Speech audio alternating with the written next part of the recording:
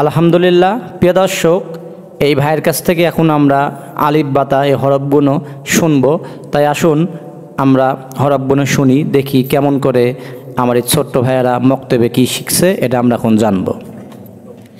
আউযু বিল্লাহি মিনাশ শাইতানির রাজিম। বিসমিল্লাহির রহমানির রহিম।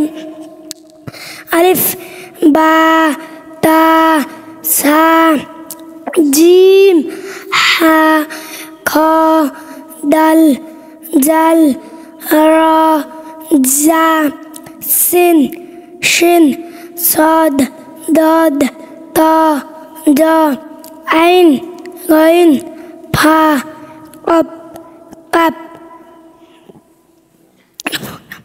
লাম মিম নুন ওয়াও হা হামজা ইয়া ইয়া।